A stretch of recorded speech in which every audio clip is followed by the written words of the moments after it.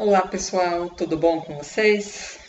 Bom, para quem não me conhece, meu nome é Raquel e eu sou aluna do quarto período do curso.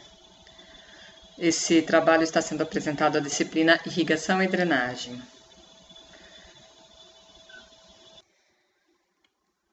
Bom, o artigo que eu escolhi se intitula Irrigação em Vinhedos no Oeste Paulista e foi escrito por Marco Antônio Fonseca Conceição, pesquisador da Embrapa Uva e Vinho.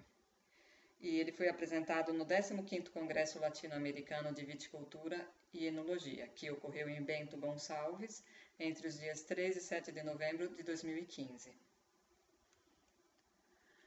Ele se divide nos seguintes tópicos: introdução, sistemas de irrigação em solos, evapotranspiração de referência, evapotranspiração da cultura, manejo da irrigação e, por fim, referências. Na introdução, o autor nos coloca que o Oeste Paulista é um dos principais polos produtores de uvas de mesa do estado, com destaques para a região de Dracena e Jales, com predomínio de pequenas propriedades e mão de obra familiar. A princípio, eles cultivavam mais uvas finas, vites viníferas, do grupo Itália, Rubi e Benitaca. Posteriormente, introduziram outras variedades, com destaque para Niágara Rosada, da espécie Vitis labrusca, que se tornou uma das principais cultivares adotada pelos produtores locais. O clima da região é classificado como megatérmico ou tropical úmido, com inverno seco e com temperaturas no mês mais frio que não ficam abaixo de 18 graus, em média, e com verão chuvoso. Essas condições propiciam que eles possam produzir uvas durante o período de outono e inverno, que é entre safra em outras regiões. Entretanto, por isso que existe a necessidade de irrigação, pois o inverno é seco. Os sistemas de irrigação mais usados na região são aspersão e microaspersão, com predomínio deste último.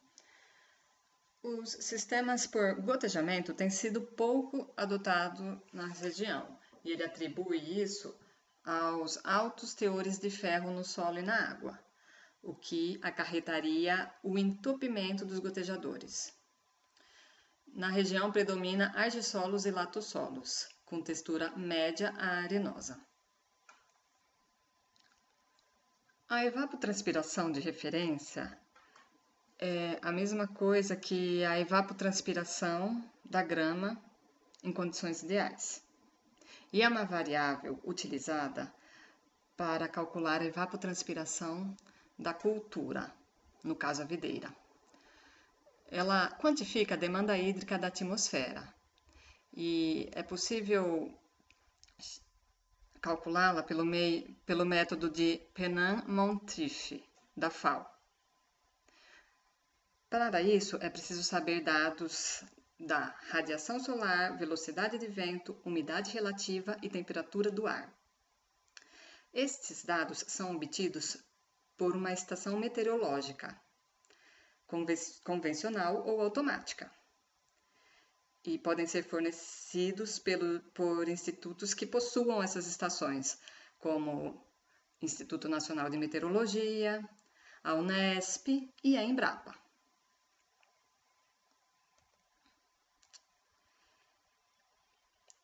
Quando não temos esses dados, pode-se obter os valores de ET0 empregando-se equipamentos simples, como tanque classe A ou termômetros de máxima e mínima. Inclusive, foram ajustadas equações para cálculos com base nas temperaturas máxima e mínima para a região noroeste de São Paulo.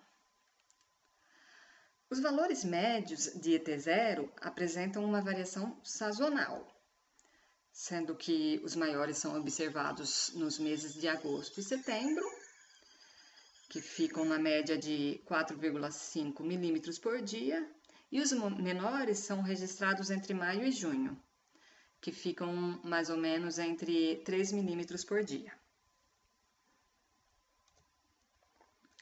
É importante observar que tanto os maiores como os menores valores médios de ET0 estão inseridos no período mais seco e que na primavera e no verão a ocorrência mais frequente de chuvas e consequente maior nebulosidade atmosférica levam uma redução na variabilidade das taxas médias diárias de ET0, que costumam ficar ao redor de 4 milímetros por dia. Evapotranspiração da cultura. Bom, a ETC é estimada multiplicando-se a evapotranspiração de referência pelo coeficiente da cultura, Kc. Só que os valores de Kc variam de acordo com o desenvolvimento vegetativo da videira, sendo menor no período após a poda e maior durante a frutificação e maturação das bagas. Kc pode variar entre 0,45 e 0,75 na região. Conhecendo o valor de Kc e as médias mensais de ET0, podemos calcular os valores médios de evapotranspiração da cultura, que fica mais ou menos entre 1,5 milímetros por dia, no período após a poda, quando esta é realizada nos meses de maio ou junho. E fica mais ou menos entre 3,5 milímetros por dia no período de frutificação, ocorrendo nos meses de agosto ou setembro.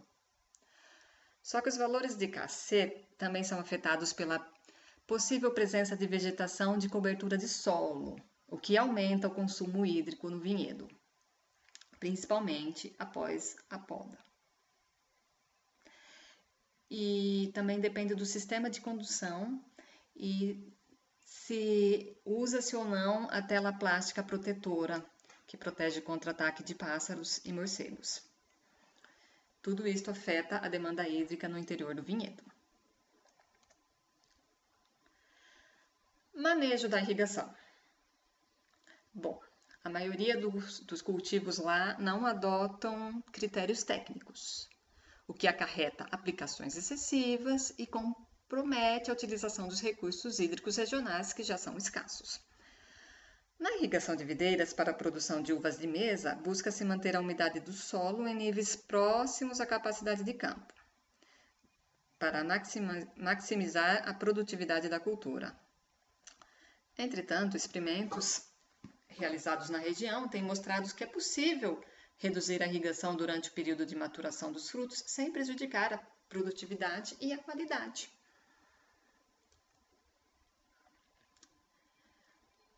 Para acompanhamento das condições hídricas diárias e o cálculo do momento e da quantidade de água a ser aplicada, podem ser empregados sistemas informatizados, como IRIVIDS, e também sensores de umidade do solo, que podem ser utilizados no manejo dos vinhedos regionais.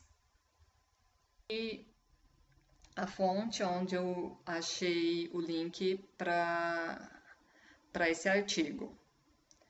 É mais fácil digitar o nome do artigo no Google Escolar. Muito obrigada a todos. Se alguém quiser fazer alguma observação, algum comentário, tá aí o meu contato. E é isso.